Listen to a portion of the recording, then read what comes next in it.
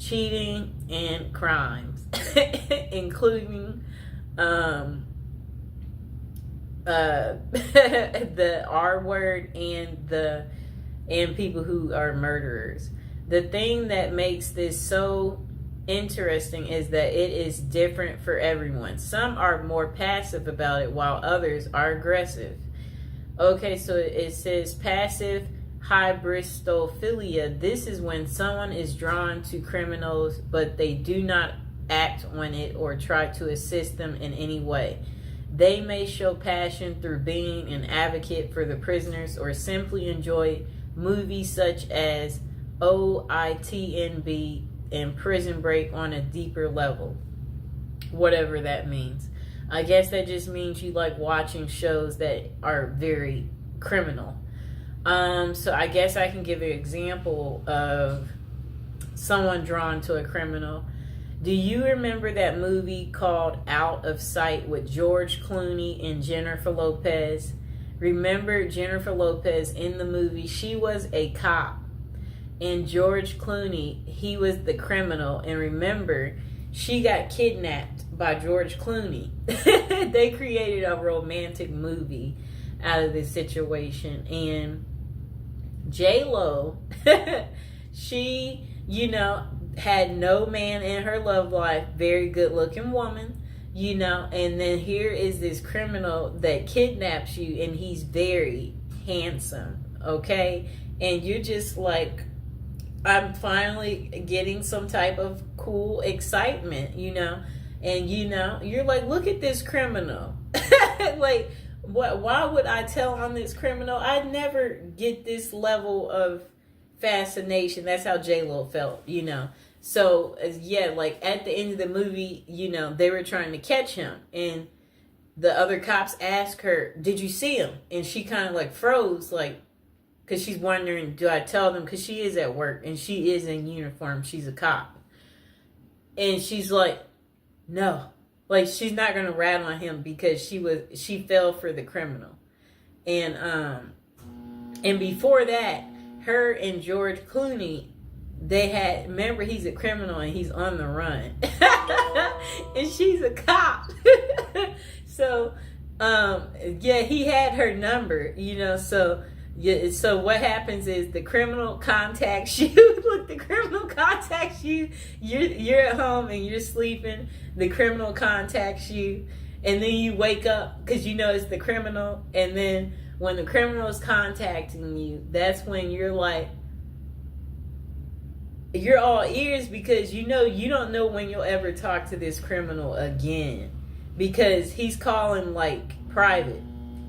And you're enjoying this because you're like, where are you? I haven't heard from you in a while. I'm surprised to hear from you. That's what happened to her. He randomly calls, but she can't call him back because I understand this clearly, especially when you don't want to get caught in some type of way where I'm like, you know what? I want to be friends with that person, but they know this and that, so that could be bad, where you just you have to think about certain things where you're like, it might not be the best to that's kind of what the criminal was feeling because he knows at the end of the day she's a cop and it's her job to bust people like him and put them behind bars.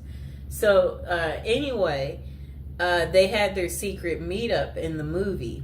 And their secret meetup, where they went out to dinner. They both was just, it was a night to just enjoy one another, talk to each other, clarify, yes, so why haven't I heard from you? And then he's like, well, blah, blah, blah, blah, blah. And then they had their one night of passion.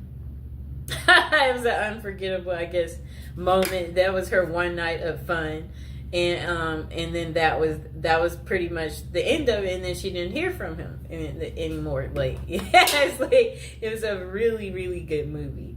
But probably one of her best movies. Okay, so look, back to aggressive. The next one's called aggressive hybristophilia. This is where trouble can arise. These are men and women who proactively help the criminal they are attracted to.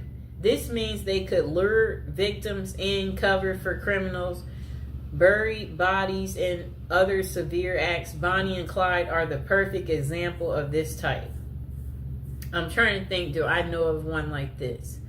Where men and women help the criminal they're attracted to. This means they could lure victims in, cover for criminals, bury. Okay, I'm trying to think. That one I can't think of. It's not a fast one that just comes to me. Okay, so why do so many prisoners / criminals in relationships? The answer is quite simple. It is a mixture of hybristophilia, the desire for excitement from their mundane lives, the long distance passion, and the fantasy of it all makes people drawn to that lifestyle. In fact, there are over 40 different websites that cater to prisoner dating, such as meetaninmate.com.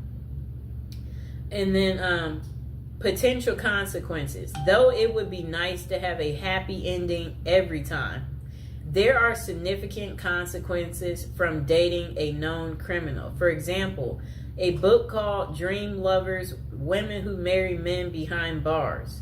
Jacqueline Wilcox Bailey talks about a real-life incident. Two sisters walked out of their long-term, boring relationships to get with prisoners. When those men were released, one of the sisters was murdered, and the other was beaten and tortured, which sent her supposedly posed lover back to jail. I think they mean prison. With this as a possibility, always be aware of the dangers you could be subjecting yourself. If you decide to follow that journey, with that being a solid case, does that mean that all prison love is fake and they are nothing but predators? Then they said myth. There is no such thing as true love in prisoners.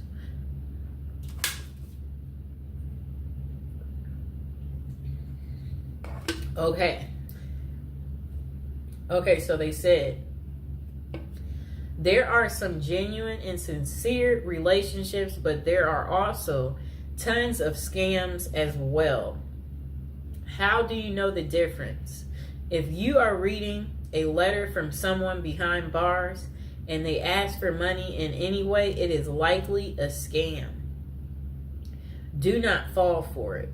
They could either be reaching out to women and men for financial gain, attention with the media, or to gain supporters, just like Ted Bundy, Richard Ramirez, and Scott Peterson did. I know what all of them look like. That's how infamous they are. For the record, serial killers such as those noted above are less often associated with scams and writing letters. You may think that they are great at manipulating, but that is not the case with them. They get away so well with murders and crimes because they are bold, always act like they have nothing to lose, and never overthink what they are doing. With an IQ of below average, more love letters come from non-serial killers who are much smarter and think things through better. Okay, overall, use your best judgment. These people will not always con you. They may be truly into letter writing for human connection. That's kind of funny because like they crave the connection, so that they're writing the letter because, you know, there are many people in jail who do not have family or friends to reach out to. So they turn to pen paling to feel involved, valued, heard, and feel like they matter.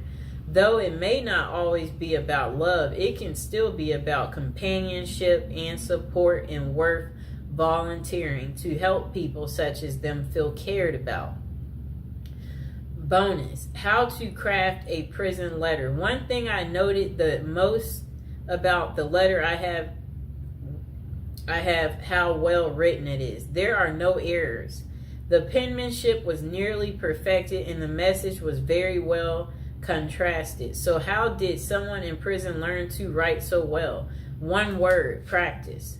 Those who write love letters will use trial and error in their writing. For example, They would keep tabs on the responses they would get from their loved ones.